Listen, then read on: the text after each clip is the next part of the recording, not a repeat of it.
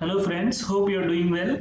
This is the last video of the explanation of IS 456-2000, and in this video we are going to discuss the annexure G, which gives the formulas to calculate the moment of resistance. Okay, so let us see. So first let us know what is moment of resistance. First let us see what is moment of resistance. Okay, so now suppose you take a simply supported beam like this and apply UDL throughout the span. You can apply UDL throughout the span. So when you apply the load like this, then beam is subjected to some bending. The beam is subjected to some bending. So bending in the sense, what is generated in the beam? Bending moment is generated due to the applied load. Okay, bending moment is generated due to the applied load. So now let us say you have used very thin section. Okay, you have used very thin section and you have applied very higher loads. Okay, you have applied higher loads on the beam. So then in that case, what happens to the beam? Whether this beam will resist the applied load? No. Okay, because whatever the loads you have applied, they will cause the higher bending moment, and because of that, because of weak section here, okay, because of the weak section here, this will not resist the upright bending. Okay, so now the point is, whatever the loads you are applying on the beam, they are causing the bending moment. Now in order to resist the bending moment, okay, in order to resist the bending moment, whatever the beam is there, that should have some resistance capacity. Okay, so the resistance of the beam, or is the resistance of the section against the bending.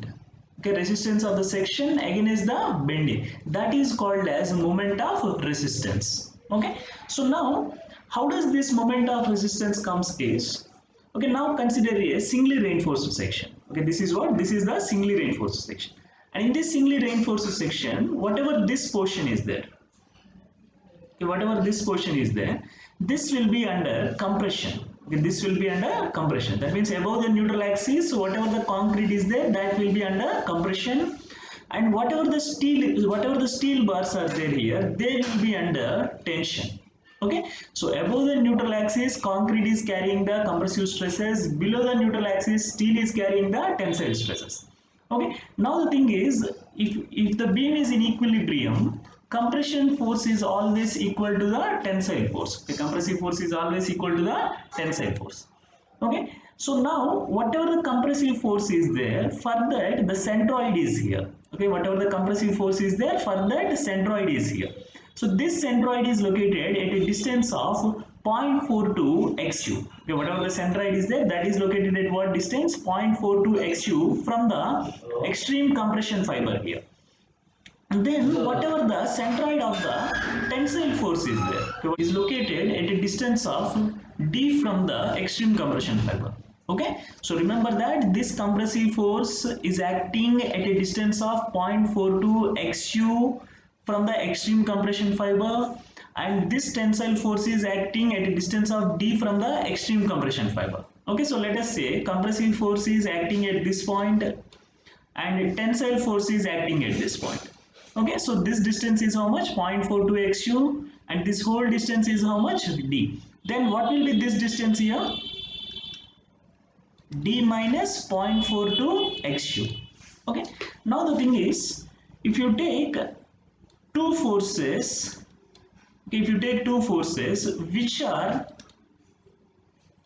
opposite in nature and same in magnitude. Okay, if you take two forces which are opposite in nature and same in magnitude, let us say this force magnitude is F, this force magnitude is also F. Then this, when you apply these two forces on a member, that will cause what? That will cause a couple. Okay, that will cause a couple. So what is the formula for the couple? Couple equal to force into distance between the forces. Okay, distance between the forces. So let us say distance is d here. So F into d, or else capital D. F into d. So now in this case, whatever the two forces are there, they are equal in nature and they are opposite in nature. So these two forces will generate the couple here. Okay, now because of this couple, beam will get the resistance. Okay, beam will develop the resistance against the bending. Okay, so what will be the moment of resistance is moment of resistance equal to couple, and that couple equal to how much? Force into, that force is either compressive force or tensile force. Okay, so C into lever arm. Okay, lever arm means nothing but distance between the centroid of compression force and centroid of the tensile force. Okay, or else the distance between the two forces. Okay, that is called as lever. So C into d minus 0.42 xu or T into d minus 0.42 xu. Okay, so like this we can calculate the moment of resistance of the beam. Okay, so moment of resistance means the formula is compressive force or tensile force into lever arm, that gives us the moment of resistance of the beam. Okay, now while to determine the moment of resistance of the beam, the first thing you have to determine is you have to determine the depth of the neutral axis. Okay, you have to determine the depth of the neutral axis. So depth of neutral axis determined from the following equation for the sections without the compression reinforcement. So when I say sections without the compression reinforcement, that means it is which kind of beam? It is the singly reinforced beam. So this clause is applicable for the singly reinforced beam. So in case of the singly reinforced beam, the depth of the neutral axis is calculated using this formula: xu by d equal to 0.87 fi into ast divided by 0.36 fck into b into d. Okay, actually what is the formula for the compressive force? 0.36 fck into b into xu. What is the formula for the tensile force? 0.87 fi into ast. So now if you, using this, if we find the xu by d value, you will get the same expression which is like this. So the first thing you have to do while calculating the moment of resistance is you have to calculate the xu by d value. Now once if you calculate that xu by d value, if the xu by d is less than the limiting value means xu limit by d value. Okay, so if the calculated xu by d value is less than xu limit by d value, so this xu limit by d value you can get from the clause number 38.1 f. Okay, clause number 38.1 f. So you compare this xu by d value with xu limit by d value, then if it is less than this value, you have to calculate the moment of resistance using this equation. Okay, now whatever the moment of resistance you have calculated here, what is the basic formula I told? Compressive force or tensile force into lever arm. Okay, so now the tensile force is how much? 0.87 Fi into AST. Lever arm is how much? D minus 0.42 XU. Okay, now whatever the XU is there, for that you can use this formula. Okay, and if you substitute that XU here, then the total formula will be obtained in this manner. Okay, so now one more thing is, whenever XU by D is less than XU limit by D, that comes under which type of section? That comes under the under reinforced section. Okay, see the next one.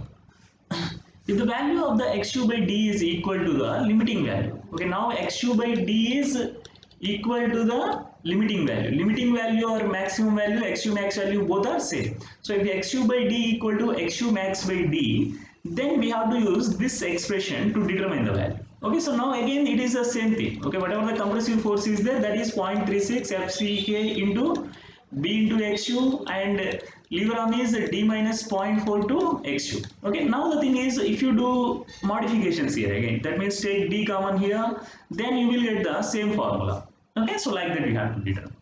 Okay, then if xu by d is greater than the limiting value, okay, the xu by d is greater than limiting value. If xu by d is greater than xu limit by d value, then section should be redesigned. So why the section should be redesigned? Because if this is the condition, the section becomes the over reinforced section. The section becomes the over reinforced section. And you have to understand that in the limit state method, over reinforced sections are not allowed because they will show the brittle failure. They will show the brittle failure. So, okay, so for that purpose, you have to avoid the over reinforced section. So we have to design either under reinforced section or balanced section. Okay. Then next one is, for the beams, for the sections with the compression reinforcement, for the sections with the compression reinforcement. So when I say section with compression reinforcement, that comes under which beam? Doubly reinforced beam. Okay. Now see the clause, where the ultimate moment of resistance of section exceeds the limiting value the limiting value mu limit, compression reinforcement may be obtained from the following equation. Now the thing is, the moment of resistance you required for a section is mu. Okay, suppose you have that section, and for a given section, irrespective of the percentage of reinforcement you provide, okay, irrespective of the percentage reinforcement you provide, mu limit value will be same. Okay, I mean if for the given dimension. Okay, for the given dimension, for given grade of concrete, for given grade of steel, irrespective of the percentage of AST. Okay, irrespective of the percentage of AST, mu limit value is constant. Okay, now for the given section, you require the moment of resistance of mu, but the mu limit value is less than that. Okay, mu limit value is less than that. Then the additional moment carrying capacity required is how much? Mu minus mu limit. See this carefully. The actual moment of resistance required is mu, but the given section is offering the moment of resistance of mu limit only.